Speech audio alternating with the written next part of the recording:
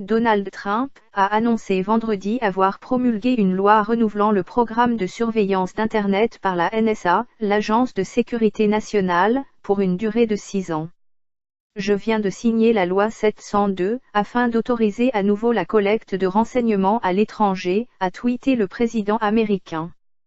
Créé après les attentats du 11 septembre 2001 et formalisé dans la section 702 du Foreign Intelligence Surveillance Act, le programme permet à la NSA d'épier sans mandat les communications effectuées en dehors des États-Unis, via des plateformes telles que Facebook ou Google, et d'en collecter les informations. Même si Donald Trump avait envoyé des signaux contradictoires, via Twitter, avant le vote de la Chambre des représentants la semaine dernière, la plupart des parlementaires s'attendaient à voir la loi entrer en vigueur.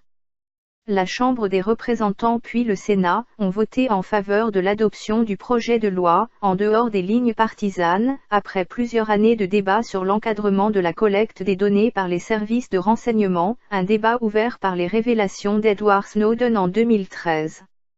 Jugé indispensable à la sécurité nationale par la Maison-Blanche et les agences de renseignement, le programme est considéré par ses détracteurs comme contraire à la Constitution car il permet d'obtenir indirectement des informations sur les citoyens américains et viole ainsi leur droit à la vie privée.